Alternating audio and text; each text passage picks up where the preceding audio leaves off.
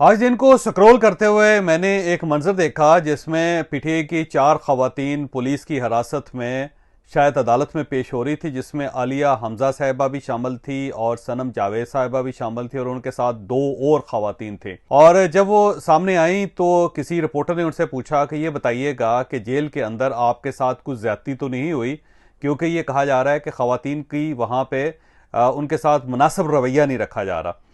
तो उस पर जो चारों खवातीन का रद्द-ए-अमल था उसने मुझे हैरान कर दिया। पहली बात तो ये है कि आलिया हमजा ने कहा कि जो खवातीन को रात के वक्त गिरफ्तार किया गया, इससे बड़ी तजलील क्या हो सकती है। और सनम जावेद का ये कहना था कि नहीं, हमारे साथ किसी किस्म की कोई बदसलूकी नहीं की गई,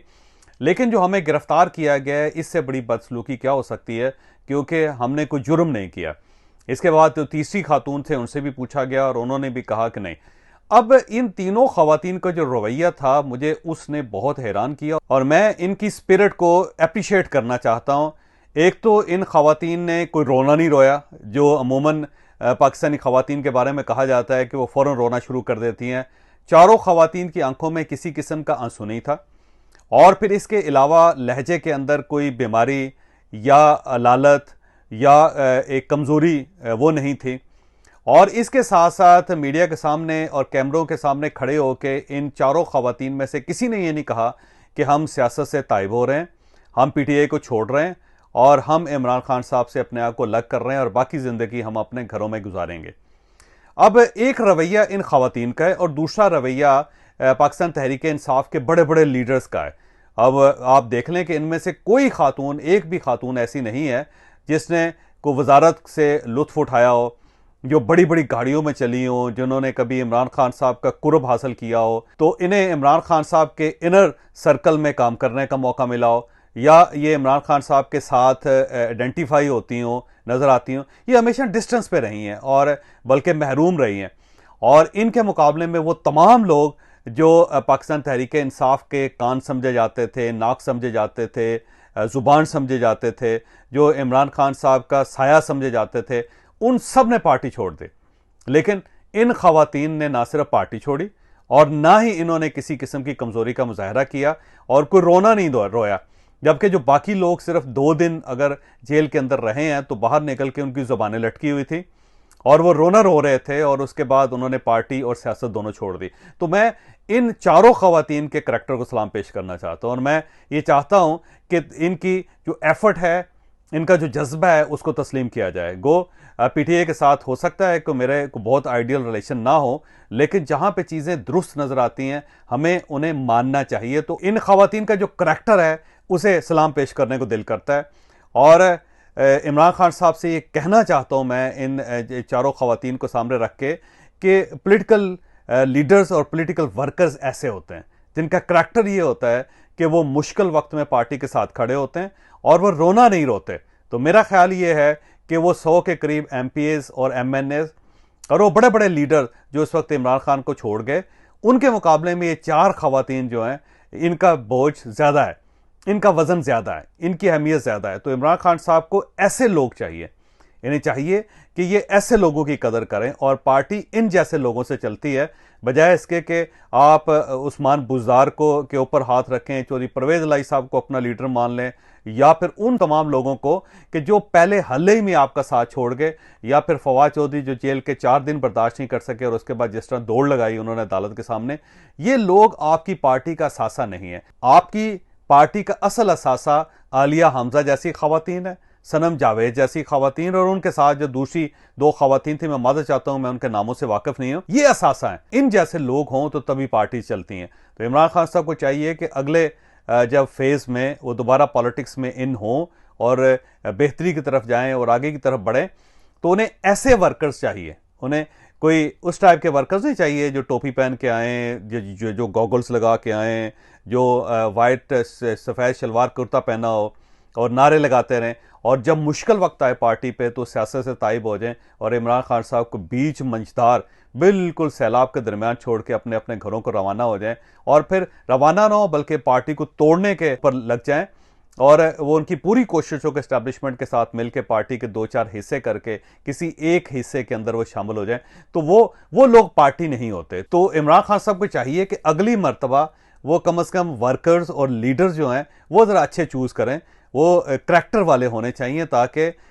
उनकी बुनियाद पे पार्टी चलाई जा सके। बाकी चौधरी परवेज़ इलाही साहब ज़ाहिर है गिरफ्तार कर लिए गए थे, अब उनकी ज़मानत भी हो गई, लेकिन उसके बाद उन्हें, जहाँ तक मेरी मालूमात हैं, कि उन्हें दोबारा गिरफ्तार कर लिया गया। और ये याद रखें कि चौधरी परवेज़ इलाही साहब उस वक्त तक गिरफ्तार रहेंगे या एक अदालत से दूसरी अदालत, एक FIR के बाद दूसरी FIR में मतलूब रहेंगे, जब तक ये भी परवेज़ खटक साहब की तरह और असद कैसर साहब की तरह प्रेस कॉन्फ्रेंस में बैठ के ये ऐलान नहीं करते कि हम भी सियासत से तायब हो चुके हैं और अब मैं PTI का सदर नहीं हूं और अब मैं इमरान खान साहब के साथ नहीं चल सकता। चौधरी परवेज़ इलाही साहब के पास एक ही ऑप्शन है कि ये प्रेस कॉन्फ्रेंस करें और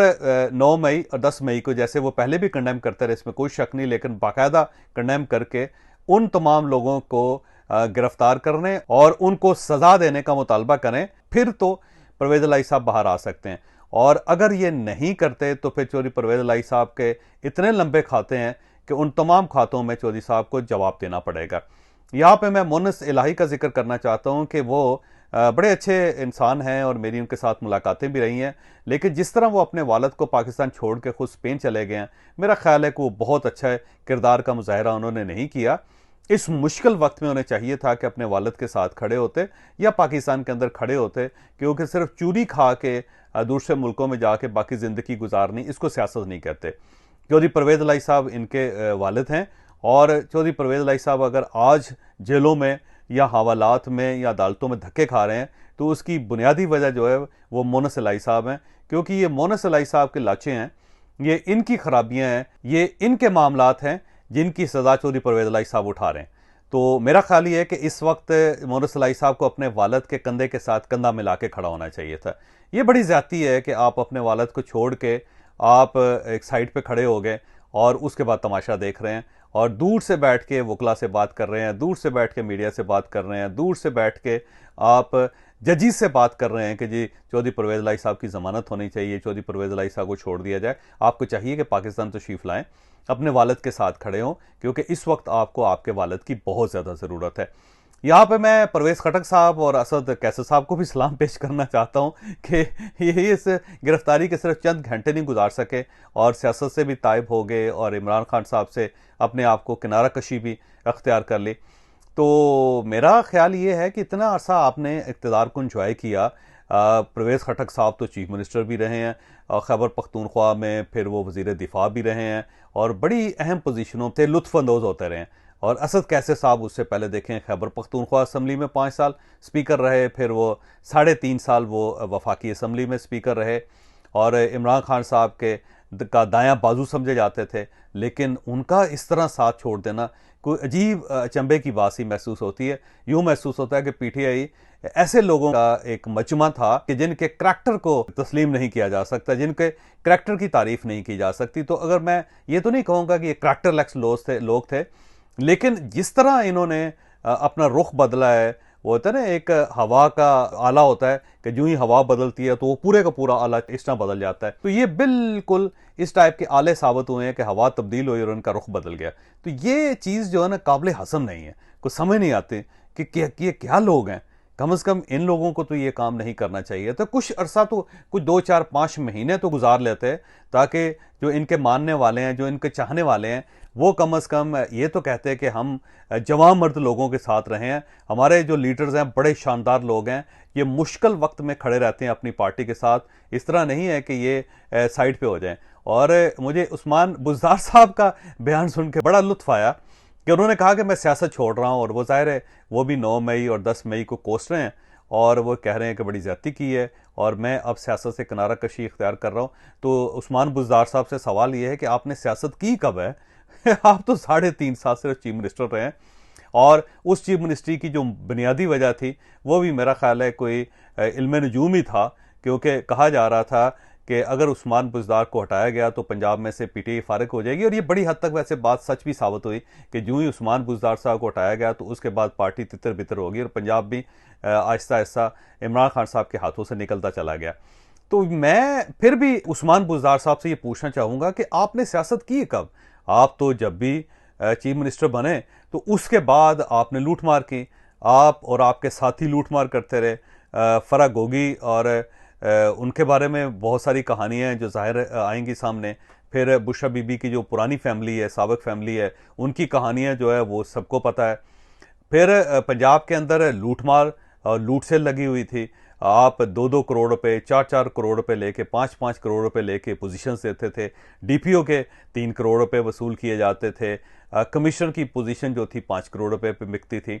और इसके साथ साथ एसएचओ लेवल तक भी वहाँ पे असामियाँ फ़रोख्त हुई, नौकरियाँ बेची गई, फिर परमिट्स बेचे गए, फिर शराब का परमिट दिया गया। तो बहुत लंबी चौड़ी कहानी है और वो सारी कहानियाँ जो है वो सबको पता है। कौन शख्स है जो इन कहानियों से वाकिफ़ नहीं है? तो उस्मान बुज़दार साहब, अगर आप आज ये कहें कि जी मुझे तो पता ही नहीं था और ये सारी बातें गलत हैं, तो ये बात गलत होगी। फिर उस्मान बुज़दार साहब को जवाब बहुत देने पड़ेंगे और आने वाले दिनों में ये सारी चीज़ें खुलेंगी, एक एक चीज़ सामने आएगी। तो ज़ाहिर है अब उस्मान बुज़दार साहब के लिए ज़ाहिर है कार्रवाई हो रही थी, वो भाग रहे थे, फ़रार हो रहे थे, छुप रहे थे, कभी इस कोने में कभी उस कोने में, और अल्टीमेटली फिर वो वक्त आ गया कि उस्मान बुज़दार साहब को भी ये ऐलान करना पड़ गया कि मैं सियासत से किनारा कशी इख्तियार कर रहा हूँ और अब मैं पार्टी का हिस्सा नहीं रहा। तो ये इससे आप अंदाज़ा लगाएं कि ये पार्टी कैसे लोगों की थी।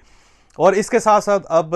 मुराद सईद साहब की गिरफ्तारी के लिए भी छापे पड़ने शुरू हो गए हैं और अब खैबर पख्तूनख्वा पुलिस को और वहाँ पे जो सीक्रेट एजेंसीज़ हैं उनको ये टास्क दे दिया गया है कि उन्हें खोद के तलाश करके निकाला जाए।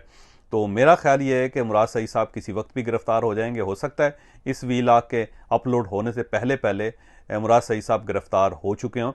लेकिन बहरहाल उनकी गिरफ्तारी बहुत करीब है। उसकी वजह यह है कि उनकी लोकेशन को ट्रेस कर लिया गया है कि वो कहाँ छुपे हुए हैं और किन लोगों के साथ वो रह रहे हैं और कहाँ से वो अपने बयानात दाग रहे हैं। तो मुराद सईद साहब अनकरीब आपको अपनी सारी गर्मजोशी के साथ, अपनी सारी अफरा तफरी के साथ और वो बहुत जो तेज़ तेज़ गुफ्तगू करते हैं उसके साथ आपको वो नज़र आएंगे। तो उसके बाद आप उनको पहचानेंगे तो आप हैरान रह जाएंगे। और उसके बाद जब वो जेल जाएंगे और जब जेल से वापस आएंगे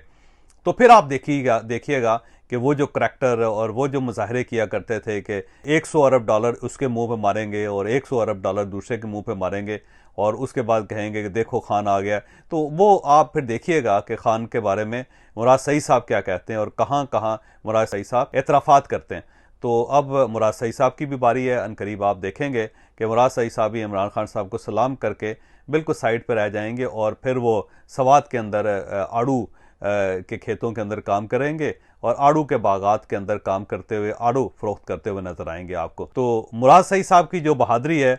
आप उसका अमली मुजाहरा चंद दिनों में देखेंगे। तो ये जो पार्टी ने जो कुछ किया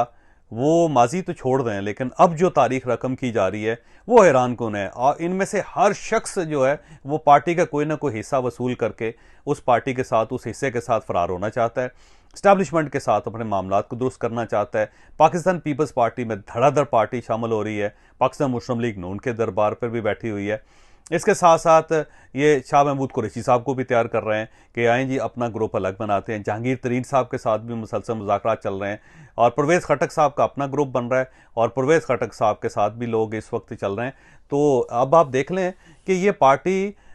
एक महीना बर्दाश्त नहीं कर सकी। देखें 9 मई और आज जून का देख लें 3 तारीख है, तो अभी एक महीना नहीं हुआ पार्टी के ऊपर इम्तहान का और उसके बाद पार्टी के सारे कस भी निकल गए और बल भी निकल गए। अब पार्टी किसी जगह आपको नज़र नहीं आ रही और इमरान खान साहब अब ये कहने पर मजबूर हो रहे हैं कि मैं फ़ोन करता हूं तो कोई फ़ोन नहीं उठाता और मुझे समझ नहीं आ रही कि मैं किसको फ़ोन करूं और मैं अकेला हो गया, मैं अकेला बैठ गया। तो ये एक हकीकत है कि जो इमरान खान साहब अब भुगत रहे हैं। मैं कल इमरान खान साहब की तकरीर सुन रहा था जिसमें उन्होंने पाकिस्तान मुस्लिम लीग नून और पाकिस्तान पीपल्स पार्टी को मशवरा दिया है कि याद रखें कि मैं 27 साल से इस्टेब्लिशमेंट को जानता हूं और जिस दिन ये बद कमरे में बैठ के प्लान बी पे जाएंगे तो आपको समझ भी नहीं आएगी। तो वो अब उस मरहले में भी आ गए हैं कि वो पाकिस्तान पीपल्स पार्टी और पाकिस्तान मुस्लिम लीग नून दोनों को मशवरा दे रहे हैं और उनको ये सिग्नल दे रहे हैं कि आप इस्टेब्लिशमेंट पे बहुत ज़्यादा इक्तफा ना करें, आप इस्टेब्लिशमेंट की सिंसेरिटी पे यकीन ना करें। ये लोग किसी का साथ नहीं देते होते, ये लोग बीच मंझधार में छोड़ देते हैं। जिस टाइम मुझे छोड़ दिया गया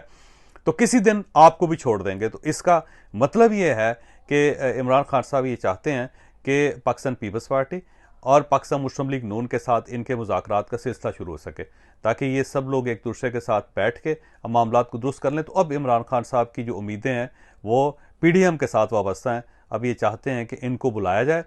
और इनके साथ बैठा जाए, क्योंकि अब ये इस्टेब्लिशमेंट से मुकम्मल तौर पे इमरान खान साहब महरूम हो चुके हैं। तो अब ये तिनका पकड़ना चाह रहे हैं पीडीएम का, जो मेरा नहीं ख्याल कि पीडीएम इस तरह इमरान खान साहब के साथ इस वक्त मुज़ाकरात करेगी, और उस हालत में मुज़ाकरात करेगी कि जब इनके साथ परवेज़ खटक बैठने के लिए तैयार नहीं, जब इनके साथ फवाद चौधरी बैठने के लिए तैयार नहीं, जब इनके साथ शाह महमूद कुरैशी बैठने के लिए तैयार नहीं, जब इनके साथ जहांगीर तरीन बैठने के लिए तैयार नहीं, जब इनके साथ असद कैसर बैठने के लिए तैयार नहीं, और जब इनके साथ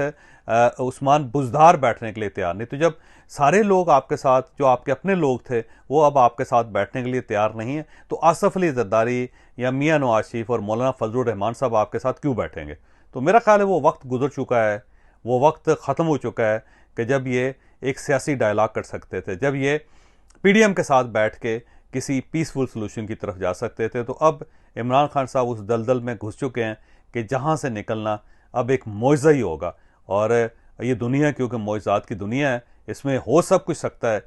लेकिन आज की तारीख में बैठ के यूँ महसूस होता है कि इमरान खान साहब अपनी सियासी ज़िंदगी गुजार चुके हैं और अब सिर्फ इनके चल चलाव का आलम है।